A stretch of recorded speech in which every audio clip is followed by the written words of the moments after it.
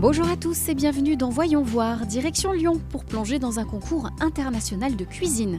Créé en 2009 sur un pari audacieux entre amis, le concours a gagné année après année, engouement, crédibilité et notoriété, toujours autour d'un seul et même produit. Bonjour Gilles, merci beaucoup de nous accueillir au sein de votre concours et celui d'une belle équipe. 10 ans déjà d'histoire, 11e édition. Concrètement, qu'est-ce qui se passe ici? Le championnat du monde de pâté croûte, donc effectivement 11e édition. Et 13 candidats s'affrontent aujourd'hui pour sélectionner le meilleur. Alors justement, le meilleur, c'est-à-dire que les candidats viennent d'où à travers le monde? Il y a une sélection Asie, où 70 dossiers ont été déposés et il y a eu donc 2 sélectionnés pour cette finale. Il y a eu une sélection Amérique, avec 2 Américains, un de Washington et un de New York, donc qui seront là ce soir, et 9 Européens.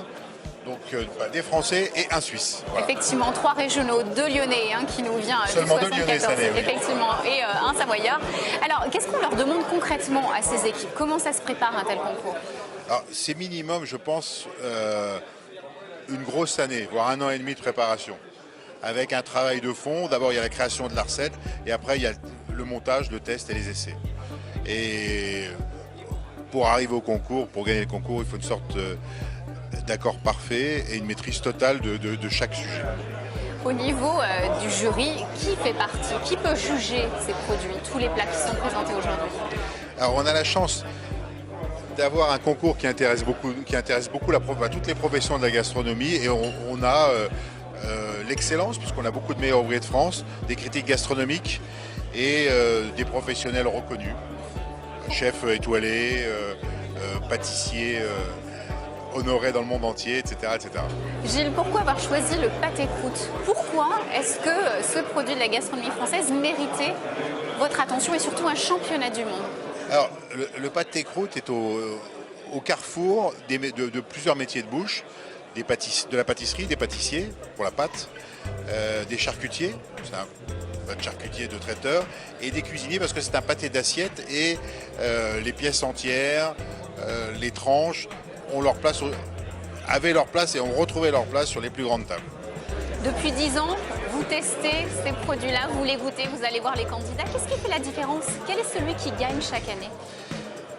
C'est l'audace, c'est le savoir bien faire, la tradition? Je pense qu'il y a un doux mélange. Il faut être capable de surprendre le jury. Et c'est avant tout le goût. Donc le goût, c'est un accord parfait entre la pâte, la gelée et la farce. Il faut qu'il y ait de la fraîcheur, il faut qu'il y ait de la mâche, il faut que la croûte soit croustillante et que la cuisson en croûte, puisque c'est un mode de cuisson particulier au départ, sublime chaque constituant de la farce, y compris des oiseaux très fins, des pigeons, certaines volailles, etc., etc., du gibier. Durant 2 heures, chaque candidat présente sous contrôle d'huissier son pâté croûte.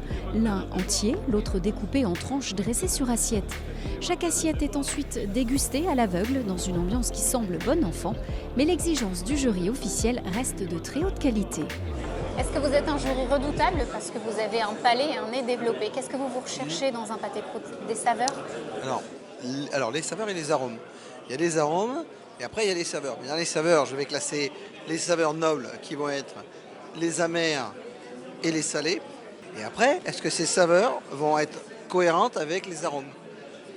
Mais enfin, il va rester la troisième chose qui va être le tactile. Donc dans le tactile, vais-je avoir du croustillant? Ça va être l'importance de la cuisson de la pâte. Vais-je avoir d'autres notions de tactile très importantes sur la gelée? Parce qu'il y en a qui passent. Des fois, dans des demi-finales, on a dû mettre out des personnes qui avaient fait des très beaux pâtés croûtes, mais qui en avaient oublié la gelée. La gelée est capitale parce qu'elle va travailler sur les textures. On en est à la 11e assiette, 12e assiette. Allez, l'avant-dernière. Écoutez, c'est... Que définir, voilà. C'est toujours le même plaisir, c'est toujours... on a fait attention de ne pas trop manger, parce que sinon on ne pouvait pas arrêter. Il faut laisser la chance au premier comme au dernier, mais c'est que du plaisir et c'est très très haut niveau. Quels sont les points communs de ceux qui gagnent? Qu'est-ce qui fait qu'on devient champion? C'est le goût. C'est le goût, c'est le plaisir, c'est l'instantané où on goûte et on se dit « waouh, ça c'est bon ». Situés dans la même salle que le jury officiel, les membres de la confrérie du pâté-croûte dégustent et notent eux aussi. En vue l'attribution du prix spécial de la confrérie et le prix de l'élégance. Autant de chances pour les chefs de se faire remarquer, à l'image de Hugo de Tros-Gabert, jeune chef savoyard en lice pour la première fois, rencontre à l'occasion de sa préparation. Il a partagé les pianos de cuisine au sein des brigades des plus grands. Appris son métier chez Alain Ducasse à Londres, à la Maison Boulue de Montréal ou encore chez Georges Blanc et Michel Chabran. Aujourd'hui, fort de ses expériences, il exerce ses responsabilités de second au restaurant Les Cocottes de Saint-Julien en Genevois, une adresse dirigée par le chef Christian Constant. Mais non satisfait entièrement de son parcours, nostalgique de son pays natal, il s'est lancé un défi pour dépasser ses limites, élaborer un pâté-croûte aux saveurs automnales de son terroir. Le pâté-croûte devait rester à la fois traditionnel, sans l'être dans les goûts, et en l'étant sous la forme. C'est le pâté-croûte que j'avais envie de faire, qui me ressemble et que j'avais dans la tête. C'est le goût que je voulais qu'il ait quand je l'ai imaginé, on va dire. Et puis dans les techniques du pâté, je voulais ajouter des techniques d'automne en termes de cuisson. Donc c'est-à-dire que j'ai fait fumer les magrets du canard. Donc vraiment, c'est le fumé pour moi, ça me rappelle les premières flambées, tout ça. Le champignon avec la trompette. Et puis j'ai fait aussi confire les cuisses. Donc vraiment les premiers confits, on mange du confit à début d'automne pendant l'hiver. Le lait, la farce. Après 8 mois d'une course de fond acharnée entre deux services, son pâté-croûte à base de cerneau de noix de Grenoble AOP, grillé, de riz de veau, de trompette, de la mort de volaille des Dombes, respire les saveurs de son enfance. Un mariage de raison et de gourmandise. Tous les pigeons, le pigeon vient c'est la sélection Chapon-Bressans, qui est un pigeon top.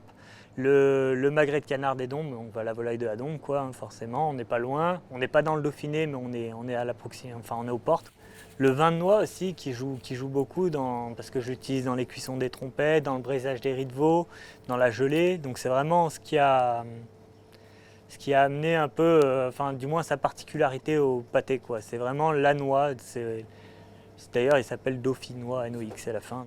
La noix et la sauge, c'est vraiment les ingrédients principaux du pâté.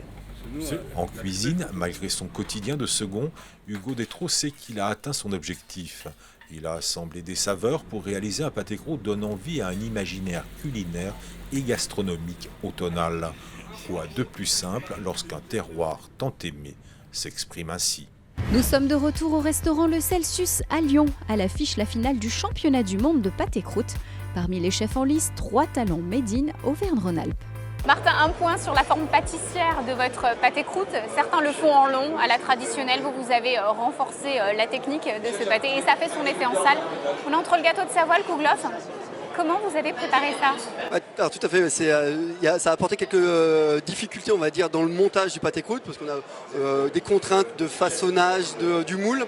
Et je voulais apporter vraiment quelque chose de pâtissier, un côté pâtissier, une note pâtissière à mon pâté-croûte. Donc du coup, j'ai trouvé un moule dans lequel on fait des brioches ou des kouglof, comme vous avez dit.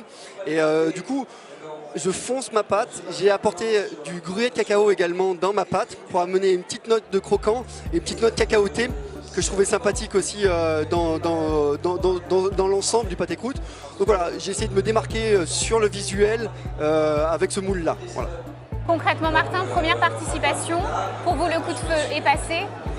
Comment c'est de vivre une Coupe du Monde de la pâtisserie? Le coup de feu pour les pâtissiers, ça sera passé le 25 décembre, une fois que Noël sera passé. Là, pour l'instant, on est encore en plein coup de feu. On gère la production de Noël en parallèle. Donc effectivement, les dernières semaines ont été un peu compliquées. On a dû rallonger un peu les horaires de travail pour cumuler la production de la pâtisserie qu'on fait à Collonges et affiner un peu la recette entre la demi-finale et la finale. Mais du coup, là, on est passé à 17h, la pression est redescendue et dans tous les cas, c'est que du bonus depuis 2 semaines. Tous nos clients sont super contents déjà que j'ai été sélectionné pour la finale. Donc là, on a hâte d'avoir le résultat et on attend mais sereinement. Voilà, que du bonheur et vous pourrez le dire, c'est marqué là, finaliste pour les 10 ans de la Coupe du Monde de pâtisserie. Je vous souhaite le meilleur. Merci beaucoup, Martin. Merci, madame. Merci.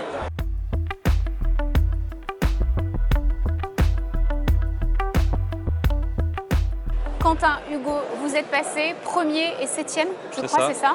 Alors à chaud, Qu'est-ce qu'on ressent quand on fait une Coupe du Monde de pâté croûte? Quels sont les sentiments mêlés? Est-ce que c'est de la technique, c'est de la création? C'est non, on est organisé. Racontez-moi un petit peu comment ça s'est passé pour vous, Quentin. Comment ça s'est passé? Ça s'est passé avec quand même beaucoup de préparation parce que pour réaliser nos 4 pâtés, ils ne sont pas tombés du ciel du jour au lendemain. Il a fallu prévoir ça plusieurs semaines à l'avance, la logistique ou la commande de certains produits. Il ne faut pas s'y prendre à la dernière minute, il faut avoir vraiment un planning d'organisation. Première étape, c'est donc la recette. On pense aux produits qu'on a envie de mettre en valeur. Ah bien sûr, parce qu'on ne met pas un produit en général dedans, il en faut 2, 3, 4, 5. Alors il faut les commander à droite, à gauche, il faut le temps que ça arrive. Donc, et dans mon cas, c'était des produits issus de la chasse, donc des gibiers. Il a fallu attendre l'ouverture de la chasse pour pouvoir faire les premiers essais. Même si les idées étaient là, il faut quand même essayer avec le produit, quoi. Ça ne marche pas à tous les coups non plus. Combien de tests justement, Hugo, avant de sortir le pâté croûte que vous avez livré aujourd'hui? Combien de fois il a fallu répéter la recette et l'améliorer? Tests, j'ai fait environ 50 pâtés croûtes juste pour m'entraîner avant de trouver une bonne recette de pâtes, de farce. Et puis après, j'en ai fait au moins une trentaine pour que ce soit vraiment propre entre la finale et la demi-finale et sur la sélection sur dossier. Mais c'est vrai que les recettes de pâtes, de farce, je suis parti, j'avais rien du tout. Et à vraiment tout caler, la cuisson, tout ça, c'était compliqué. Ouais. Donc beaucoup d'entraînement avec plus ou moins des échecs. Et voilà, on est là aujourd'hui et puis on rigole. Qui va gagner d'après vous? Celui qui va créer la différence, le traditionnel, le meilleur? Qui peut gagner d'après vous? Celui qui va gagner pour moi, ça sera celui qui sera le meilleur gustativement. Ensuite, bien sûr que l'esthétique, on mange avec les yeux, mais surtout c'est avec le ventre, quoi. C'est le résultat final, c'est est-ce qu'on a bien mangé après avoir mangé notre pâté croûte ou pas. Je sais pas ce que t'en penses, toi. Moi, on m'a dit qu'un bon pâté croûte, c'était quand on en mangeait un morceau qu'on avait envie d'en manger un deuxième. Voilà. Merci beaucoup à tous les deux et que le meilleur gagne. Merci beaucoup. Merci. L'édition 2019 du championnat du monde de pâté croûte a honoré du premier prix le japonais Otsamu Tsukamoto. Nos locaux ont eux aussi marqué les esprits. Hugo de Tros-Gabert remporte le deuxième prix, il est donc vice-champion du monde. Et Martin Vey le primum de la confrérie. Bravo donc à tous pour avoir envoyé du pâté.